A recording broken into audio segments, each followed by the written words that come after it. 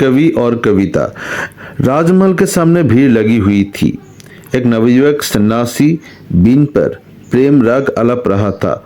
उसका मधुर स्वर गूंज रहा था। उसके मुख पर दया और सहृदयता के भाव प्रकट हो रहे थे। सर के उतार चढ़ाव और बीन की झनकार दोनों ने मिलकर बहुत ही आनंदप्रद स्थिति उत्पन्न कर रखी थी। दर्शक झूम झूम कर आनंद प्राप्त कर रहे थे। गाना समाप्त हुआ। दर्शक चौंक उठा। रुपए पैसे की वर्षा होने लगी। एक एक करके भीड़ घटने लगी। नवयुवक सन्यासी ने सामने पड़े हुए रुपए पैसे की बड़े धन से देखा और आप ही आप मुस्कुरा दिया। उसने बिखरी हुई दौलत को एकत्रित किया और फिर उसे ठोकर मारकर बिखरा दिया। इसके पश्चात बीन उठाकर एक और चल दिया। राजकुमारी माया ने भी उस नवयुवक सन्यासी का गाना सुना था। दर्शक प्रतिदिन वहां आते और सन्यासी को ना पाकर निराश हो वापस चले जाते हैं। राजकुमारी माया भी प्रतिदिन राजमहल के सामने घंटों देखते रहती। राजकुमारी माया भी प्रतिदिन राजमहल के सामने देखती और घंटों देखती रहती। अब रात्रि को अंधकार सर्वत्र अपना आधिपत्य जमा लेता तो राजकुमारी खिड़की में से उठती। उठने से पहले वो सर्वदा एक निराशाजनक करुणामय आह खोचा करती थी। इसी प्रकार दिन हफ्तों और महीने बीत गए। वर्ष समाप्त हो गया, परंतु युवक सन्यासी फिर दिखाई ना दिया। जो व्यक्ति उसकी खोज में आया करते थे, धीरे धीरे उन्होंने वहां आना छोड़ दिया। वे उस घटना को भूल गए, किंतु राजकुमारी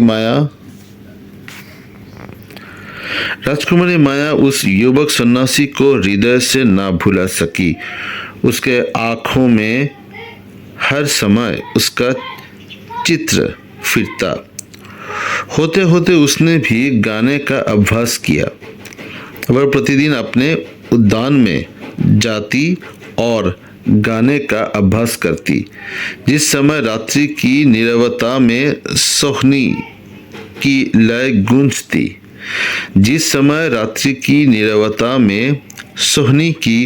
गूंजती तो सुनने वाले ज्ञान शून्य हो जाते। तृतीय अंश। राजकवि अनंग शेखर युवक था। उसकी कविता प्रभावशाली और जोरदार होती थी। राजकवि अनंग शेखर युवक था। उसकी कविता प्रभावशाली और जोरदार होती थी। जिस समय वो दरबार में अपनी कविता गायन के साथ पढ़कर सुनाता तो सुनने वालों पर मादकता की लहर दौड़ जाती। सुन्नोता का राज्य हर और होता। राजकुमारी माया को कविता से प्रेम था। संभवतः वो भी अनंग शेखर की कविता सुनने के लिए विशेषतः दरबार में आ जाती थी। राजकुमारी की उपस्थिति में अनंग शेखर की जुबान लड़खड़ा जाती। वो ज्ञान शून्य सा खोया खोया हो जाता, किंतु इसके साथ ही उसकी भावनाएं जागृत हो जाती। वो झूम झूम कर और उदाहरणों को सम्मुख रखता। वो झूम झूम कर और उदाहरणों को सम्मुख रखता। सुनने वाले अनुरक्त हो जाते। राजकुमारी के हृदय में भी प्रेम की नदी तरंगे लेने लगती। उसको आनंद शेखर से कुछ प्रेम अनुभव होता, किंतु तुरंत ही उसकी आंखें खुल जाती और युवक सन्यासी का चित्र उसके सामने फिरने लगता।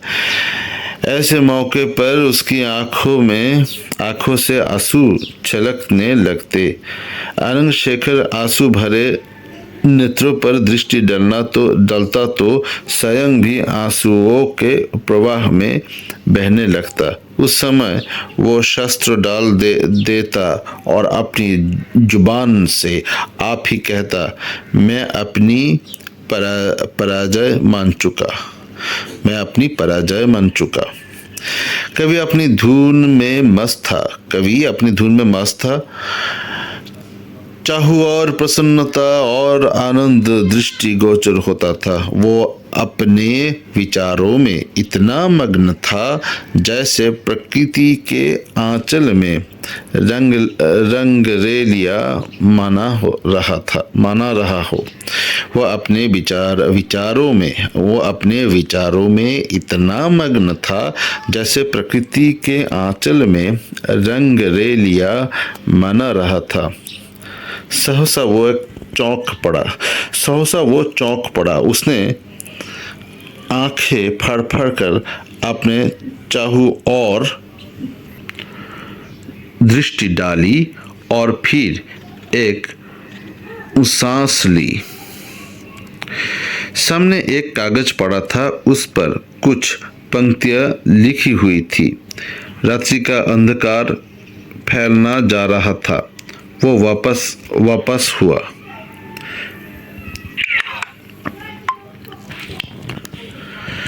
दृष्टि डाली और फिर एक सांस ली।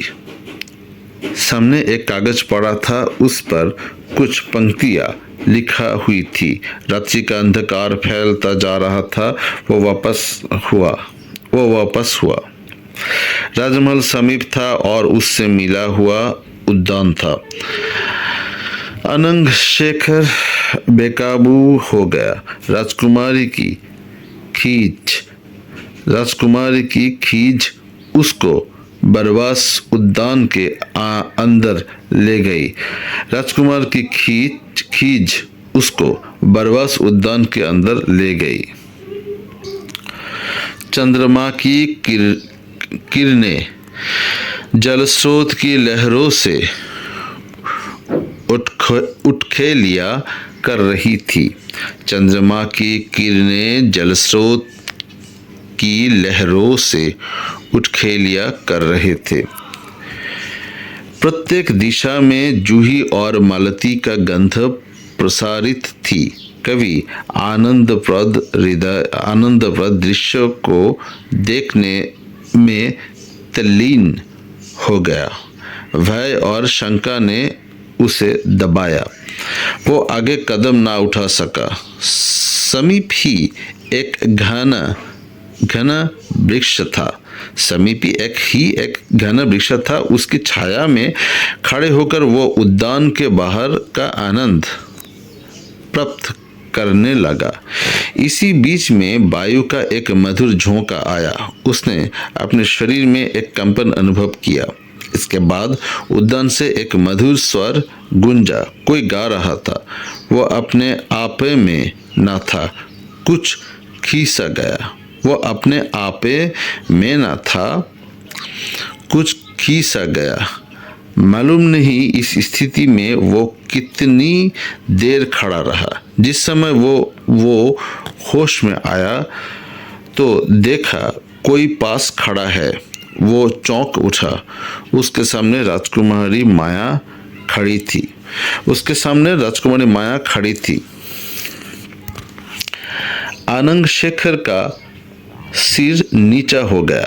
आनंद शेखर का सिर नीचा हो गया।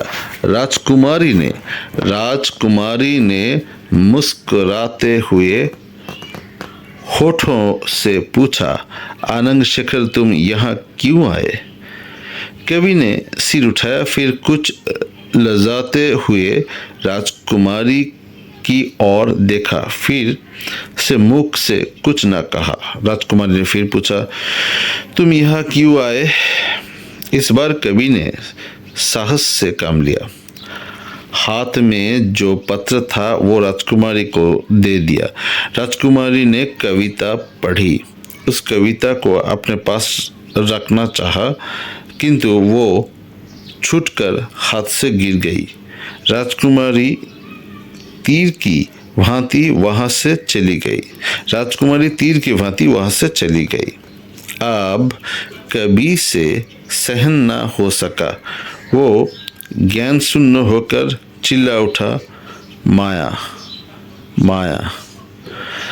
अब कवि से सहन न हो सका। वो ज्ञान शून्य होकर चिल्ला उठा, माया माया। परंतु अब माया कहाँ थी? আমরা এখন পড়ব চতুর্থ বা শেষ অংশ। राज दरबार में एक युवक आया। दरबारी चिल्ला उठे, अरे ये तो वो ही सन्यासी है जो उस दिन राजमहल के सामने गा रहा था। राजा ने मालूम किया, ये युवक कौन है? युवक ने उत्तर दिया, महाराज मैं कवि हूँ। राजकुमारी उस युवक को देखकर चौंक उठी। राजकवि ने भी उस युवक पर दृष्टि डाली। मुख फाक हो गया। पास ही एक व्यक्ति बैठा हुआ था। उसने कहा, वाह, ये तो एक भिक्षुक है। राजकवि बोल उठा, नहीं, उसका अपमान न करो, वो कवि है। चाहू और सन्नाटा छा गया। महाराज ने उस युवक से कहा, कोई अपनी कविता सुनाओ। युवक आगे बढ़ा। उसने राजकुमारी को और राजकुमारी ने उसको देखा। स्वाभिमान अनुभव करते हुए उसने कदम आगे बढ़ाए।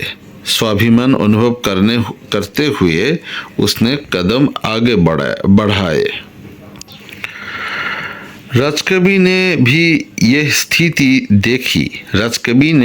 स्थिति देखी तो उसके मुख पर हवाइयाँ उड़ने लगी।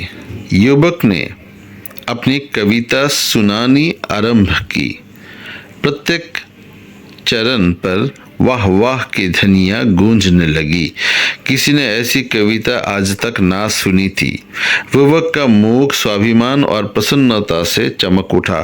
वो मस्त हाथी की भांति झूमता हुआ आया और अपने स्थान पर बैठ गया। उसने एक बार फिर राजकुमारी की ओर देखा और इसके पश्चात राजकवि की ओर।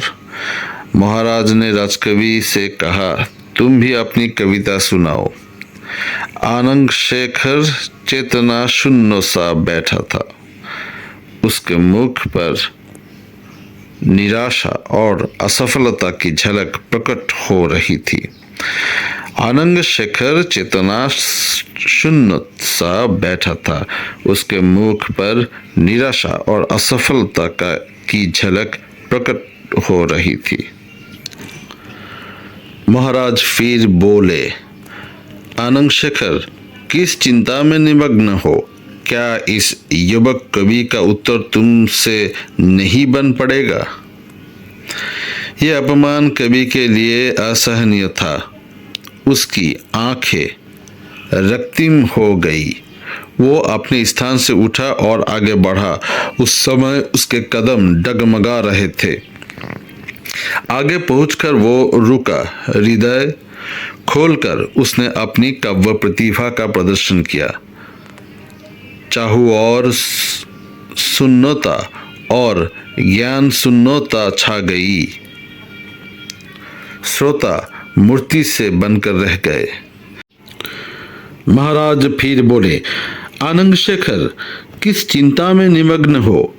क्या इस युवक कवि का उत्तर तुमसे नहीं बन पड़ेगा? यह अपमान कवि के लिए असहनीय था। उसकी आंखें रक्तीम हो गई। वो अपने स्थान से उठा और आगे बढ़ा। उस समय उसके कदम डगमगा रहे थे। आगे पहुंचकर वो रुका। हृदय खोलकर उसने अपनी काव्य प्रतिभा का प्रदर्शन किया। चाहुओर शून्यता और ज्ञान शून्यता छा गई। श्रोता मूर्ति से बनकर रह गए। राजकवि मौन हो गया। एक बार उसने चाहुओर दृष्टिपात किया। उस समय राजकुमारी का मुख पीला था। उस युवक का घमंड टूट चुका था। धीरे धीरे सब दरबारी नींद से चौंके। चाहुओर से धन्य है कि धनी गूंजी। महाराज ने राज सिंहासन से उठकर कवि को अपने हृदय से लगा लिया। कवि की ये अंतिम विजय थी।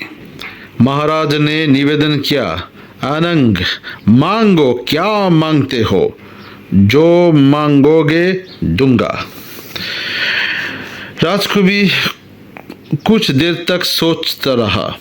इसके बाद उसने कहा, महाराज मुझे और कुछ नहीं चाहिए। मैं केवल राजकुमारी का इच्छुक हूं। ये सुनते ही राजकुमारी को गश आ गया। कवि ने फिर कहा, महाराज आपके कथानुसार राजकुमारी मेरी हो चुकी। अब जो चाहूं कर सकता हूं। यह कहकर उसने युवक कवि को अपने समीप बुलाया और कहा, मेरे जीवन का मुख्य उद्देश्य यह था कि राजकुमारी का प्रेम प्राप्त करूं। तुम नहीं जानते कि राजकुमारी की प्रसन्नता और सुख के लिए मैं अपने प्राण तक न्योछावर करने को तैयार हूं। तुम नहीं जानते कि राजकुमारी की प्रसन्नता और सुख के लिए मैं अपने प्राण तक न्योछावर करने को तैयार हूँ। हाँ युवक, तुम इनमें से किसी बात से परिचित नहीं हो, किंतु थोड़ी देर के पश्चात तुमको ज्ञान हो जाएगा कि मैं ठीक कहता था या नहीं। कवि की जुबान रुक गई। उसका स्वर भारी हो गया। सिलसिला जारी रखते हुए उसने कहा, क्या तुम्हें जानते हो कि मैंने क्या देखा? नहीं, और इसका ना जानना ही तुम्हारे लिए अच्छा है। सोचता था जीवन सुख से व्यतीत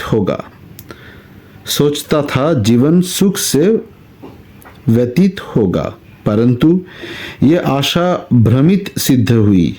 जिससे मुझे प्रेम है वो अपने हृदय किसी और को भेंट कर चुकी है। जानते हो, अब राजकुमारी को मैं पकड़ भी प्रसन्न ना ही हो सकूंगा। जानते हो, अब राजकुमारी को मैं पाकर भी प्रसन्न ना हो सकूंगा, क्योंकि राजकुमारी प्रसन्न ना हो सकेगी। आओ युवक, आगे आओ। तुम्हें मुझसे घृणा हो तो बेशक हुआ करे। आओ, आज मैं अपनी संपूर्ण संपत्ति तुम्हें सौंपता हूँ। आओ, आज मैं अपनी संपूर्ण संपत्ति तुम्हें सौंपता हूँ। राजकवि मौन हो गया।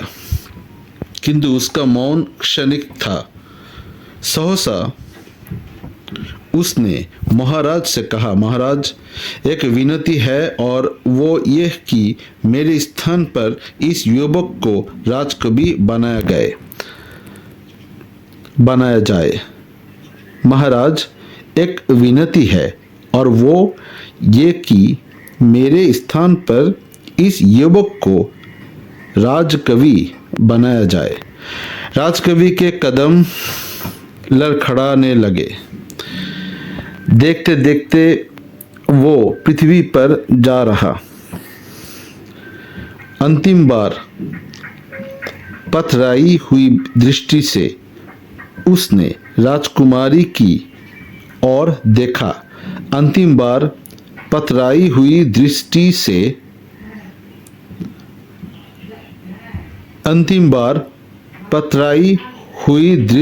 दृष्टि से उसने राजकुमारी की ओर देखा। ये दृष्टि अर्थमयी थी। वो राजकुमारी से कह रहा था, मेरी प्रसन्नता यही है कि तुम प्रसन्न रहो। मेरी प्रसन्नता यही है कि तुम प्रसन्न रहो। विदा। इसके पश्चात कवि ने अपनी आंख बंद कर ली और ऐसी बंद की कि फिर न खुली।